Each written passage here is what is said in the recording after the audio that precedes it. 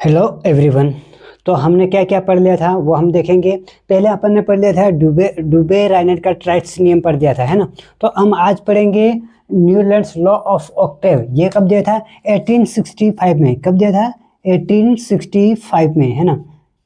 ये जिसको हिंदी में बोलेंगे न्यूलैंड का अष्ट नियम बोलेंगे। क्या बोलेंगे? न्यूलैंड का अष्ट नियम बोलेंगे हिंदी में, है ना।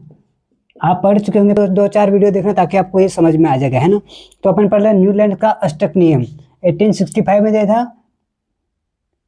न्यूलैंड का अष्टक नियम, है ना। यहाँ अपन न्यूलैंड का अष्टक नियम क्या है आप पहले पढ़ चुके होंगे तो बताइए, थोड़ा बहुत आप जानते होंगे तो कमेंट करके बताइए। तो इन्होंने ये जब आए थे तब एलिमेंट्स कितने डिस्कवर कर लिए गए थे? 56। कितने थे एलिमेंट? 56 डिस्कवर कर लिए गए थे। कौन कहाँ तक? हाइड्रोजन से लगा के थोरियम तक। हाइड्रोजन से लगा के थोरियम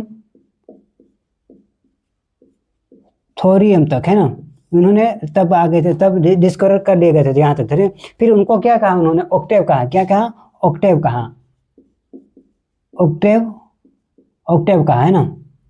हाइड्रोजन से लगा के थोरियम तक, है ना। यहाँ तक समझ में आपको? हाँ। फिर उन्होंने क्या किया? इन्होंने क्या न्यूलैंड्स लॉ ऑफ ऑक्टेव, इन्होंने संगीत की ट्यून के आधार पर एलिमेंट्स को व्यवस्थित किया। क्या किया इन्होंने? न्यूलैंड्स ने इन्होंने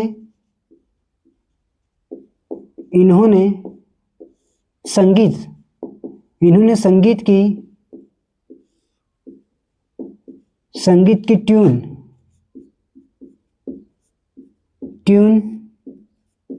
के आधार पर, संगीत की ट्यून के आधार पर एलिमेंट्स को, संगीत की ट्यून के आधार पर एलिमेंट्स को व्यवस्थित किया।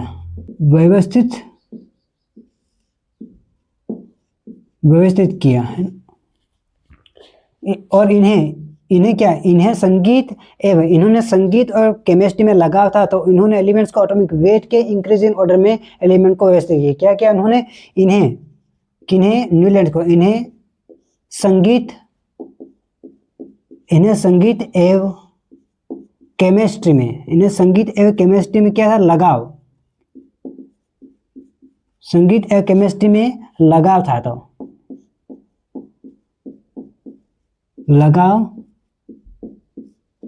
तो इन्होंने एलिमेंट्स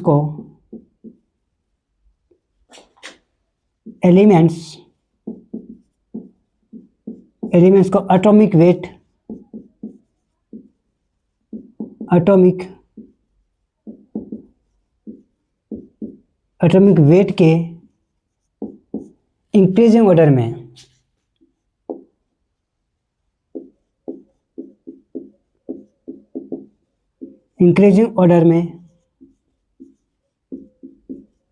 व्यवस्थित किया, है ना।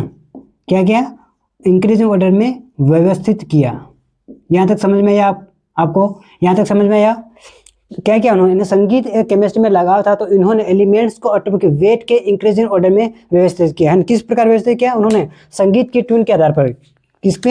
संगीत की ट्यून के आधार, जैसे 1 2 3 4 6 7, है ना। जैसे उन्होंने क्या किया? संगीत की ट्यून के आधार पर इन्होंने एलिमेंट्स को व्यवस्थित किया। तो उन्होंने क्या किया? जैसे संगीत की ट्यून, जैसे सा, रे, गा, मा, पा, धा, नी, सारे गामा पा धा नी।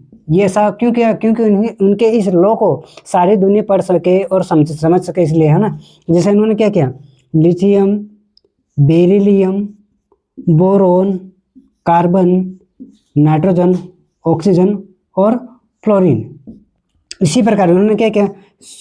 Sodium, magnesium, aluminium, silicon, phosphorus, sulphur और क्लोरीन, और फिर क्या? पोटेशियम और कैल्शियम थे।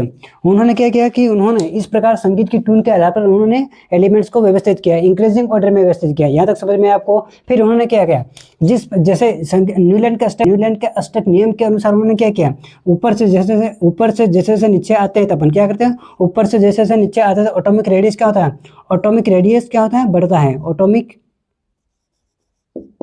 ऑटोमिक रेडियस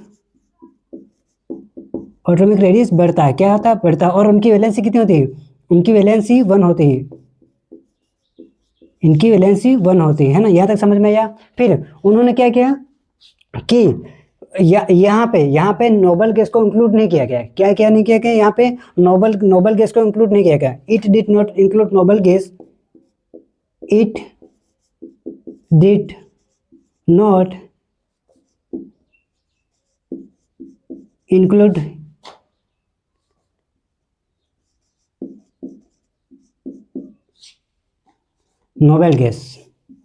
नोबल गैस को इंक्लूड नहीं किया। क्यों नहीं किया गया नोबल गैस को इंक्लूड, क्योंकि उस समय जब ये आए थे तब नोबल गैस की डिस्कवरी नहीं होती थी। क्या हुआ था, नोबल गैस की डिस्कवरी नहीं होती तब। और यहाँ पे यह नियम कौन सा, यह न्यूलैंड का अष्टक नियम, यह नियम कैल्शियम तक ही सीमित रहा। क्या कर रहा, यह नियम कैल्शियम तक ही सीमित रहा, यहाँ तक समझ में आपको। क्या हुआ, यहाँ तक यह नियम कैल्शियम तक ही सीमित रहा और यहाँ नोबल गैस को इंक्लूड नहीं किया गया। क्यों नहीं किया गया, क्योंकि उस समय नोबल गैस की डिस्कवरी नहीं होती, नोबल गैस डिस्कवरी बाद में की गई थी, है ना। हाँ, तो आगे बढ़ते हैं। उन्होंने क्या किया, फिर कहीं से भी तत्वों की गिनती करने पर क्या हुआ, उनके कहीं से भी तत्व की गिनती करने पर, यहाँ से कहीं से भी तत्वों की गिनती करने पर इनकी chemical and physical property first element के समान होते हैं। क्या होता है, जैसे अपन यहाँ से गिनती करते हैं, जैसे अपन कहीं से भी तत्व की गिनती करते हैं, जैसे लिथियम से गिनती करते हैं 1 2 3 4 5 6 7 और 8, फर्स्ट एलिमेंट की फिजिकल एंड केमिकल प्रॉपर्टी और केमिकल प्रॉपर्टी इनकी दोनों की सेम होती है ना, प्रॉपर्टी सेम होनी चाहिए थी। ठीक है, ये उन्होंने कहा। क्या कहीं से भी तत्वों की गिनती करने पर, कहीं से भी तत्व की गिनती करने पर इनकी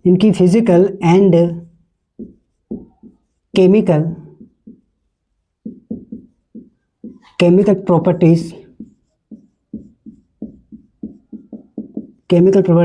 फर्स्ट एलिमेंट के समान होता है। किसके होता है, फर्स्ट एलिमेंट। इनकी फिजिकल एंड केमिकल प्रॉपर्टी, यहाँ से गिनती करने पर इनकी फिजिकल एंड केमिकल प्रॉपर्टी 8वें एलिमेंट के समान होती है। ठीक है, फर्स्ट एलिमेंट के समान होती है।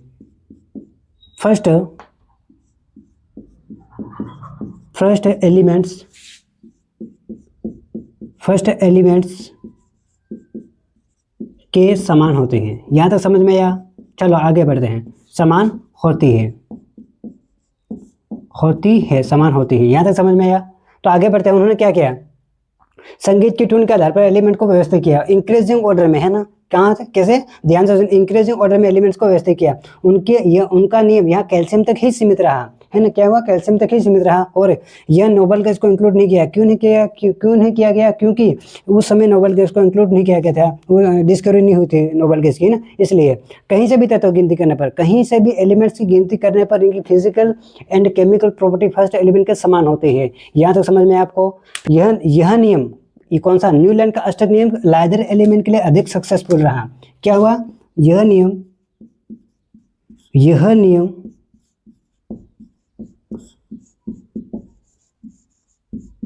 लाइटर एलिमेंट्स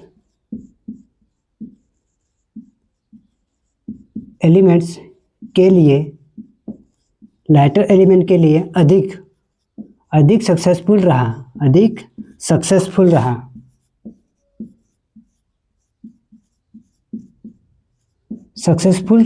है ना।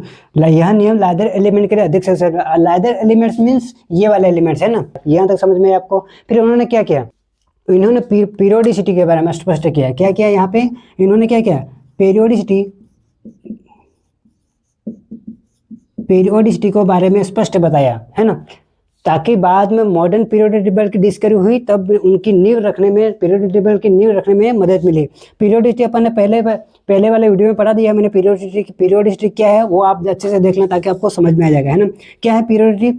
Periodicity is the repetition of similar physical and chemical property intervals, है ना। उन्होंने क्या कहा, एक निश्चित समय अंतराल के बाद तत्वों के भौतिक और रासायनिक गुणों में रिपीटेशन होता है, ठीक है, ये बताया था, है ना। पीरियोडिसिटी के बारे में स्पष्ट बताया था, किसने बताया था? न्यूलैंड्स। वो समझ में आया। फिर आगे बढ़ते अपन है। फिर पीरियोडिसिटी के बारे में स्पष्ट बताया था उन्होंने। मॉडर्न पीरियोडिक टेबल को मॉडर्न पीरियोडिक टेबल की जब नींव रखी गई तब उनको मदद मिली थी, ये, है ना। इसकी वजह से पीरियोडिसिटी के बारे में स्पष्ट बताया गया था, ठीक है। फिर आगे बढ़ते हैं कि डिस्कवरी ऑफ हेवियर एलिमेंट। फिर क्या बताया उन्होंने? Discovery of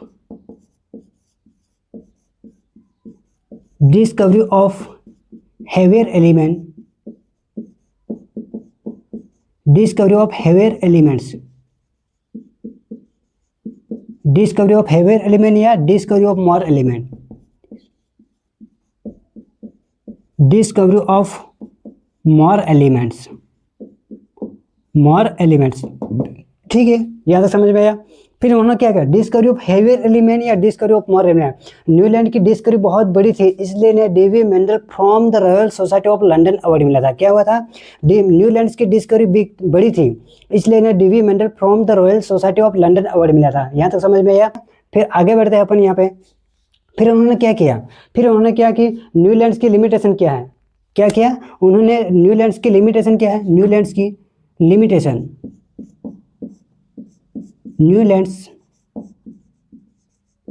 Newlands law of limitation ने नोबल गैस को इंक्लूड नहीं किया। नोबल गैस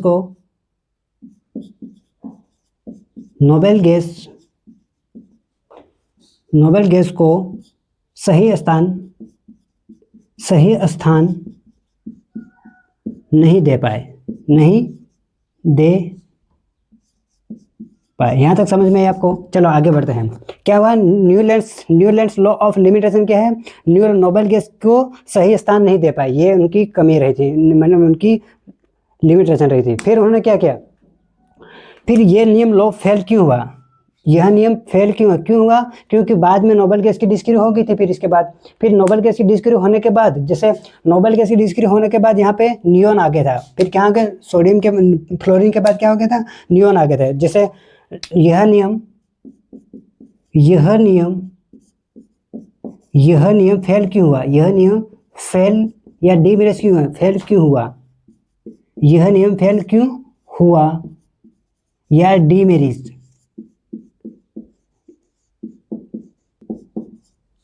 यह नियम, न्यूलैंड का नियम फेल क्यों हुआ? क्योंकि बाद में नोबल गैस की डिस्कवरी हो गई थी। डिस्कवरी होने के बाद क्या किया?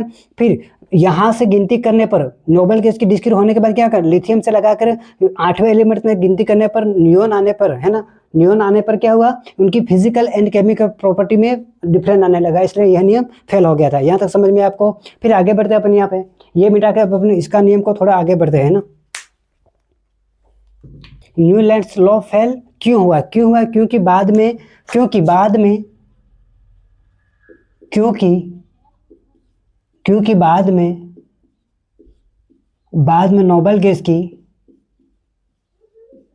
नोबल गैस क्या हुआ? नोबल गैस की डिस्कवरी हुई, है ना। यह लॉ फेल क्यों हुआ? क्योंकि बाद में नोबल गैस की डिस्कवरी हुई तो क्या हुआ? न्यूलैंड के स्टैंडर्ड नियम के अनुसार lithium, beryllium, boron, carbon, nitrogen, oxygen और फ्लोरीन, नोबल गैस की डिस्कवरी हुई तो क्या? फिर यहाँ पे क्या होगा? नियॉन आ गया, है ना, नियॉन आ गया। फिर इसके बाद क्या? उसी प्रकार sodium, magnesium, aluminium, silicon, phosphorus, sulphur, chlorine और आर्गन एक, क्योंकि बाद में नोबल गैस की डिस्कवरी हुई, lithium, beryllium, boron, carbon, nitrogen, oxygen, fluorine, neon. जैसे फर्स्ट एलिमेंट से लगाकर आठवें एलिमेंट की physical and chemical property first element से भिन्न होने लगी थी, इसलिए यह नियम फेल हो गया। ठीक है, उसी प्रकार sodium, magnesium, aluminium, silicon, phosphorus, sulphur, chlorine और आर्गन। आर्गन क्या, एक अक्रिय गैस है, नोबल गैस है। फिर उसी उन्होंने क्या किया, फिर फर्स्ट एलिमेंट से लगाकर आठवें एलिमेंट तक गिनती करने पर आठवें एलिमेंट की physical and chemical property first element से भिन्न होने लगी थी, इसलिए यह नियम फेल हो गया था। फिर उसके बाद क्या हुआ, डी सिमिलर एलिमेंट। क्या हुआ, डी सिमिलर एलिमेंट्स।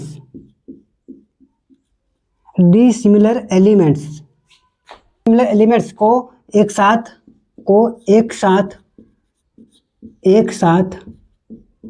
रख दिया। डिसिमिलर एलिमेंट को एक साथ रख दिया। कैसे रख दिया उन्होंने, धातु एवं अधातु। क्या किया उन्होंने, धातु एवं अधातु।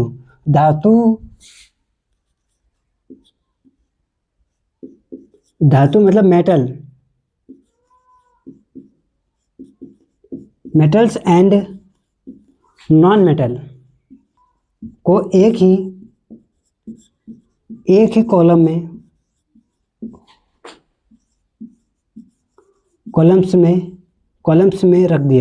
में रख दिया। तो अपन ने क्या पढ़ा, Newlands law of octave, Newland का अष्टक नियम पढ़ा। उन्होंने क्या बताया, हाइड्रोजन से थोरियम तो 56 एलिमेंट की डिस्कवरी हो गई थी। तब उन्होंने क्या किया, संगीत की ट्यून के आधार पर एलिमेंट्स को एटॉमिक वेट के न्यूलैंड का अष्टक नियम को पूरी दुनिया पढ़े या समझे, इसलिए उन्होंने क्या, संगीत की ट्यून के आधार पर एलिमेंट्स को व्यवस्थित किया। ठीक है, यहाँ तक आपको समझ में आया। आई होप, यहाँ मैं आशा करता हूँ आपको यहाँ तक समझ में आया होगा। तो फिर अपन आगे बढ़ते हैं। इसके बाद अपन पढ़ेंगे मेंडलीव का पीरियोडिक लॉ, है ना। तो हमारे इस वीडियो को लाइक और सब्सक्राइब करना ताकि सभी को मजा आए पढ़ने के लिए। थैंक यू, धन्यवाद यहाँ तक पढ़ने के लिए।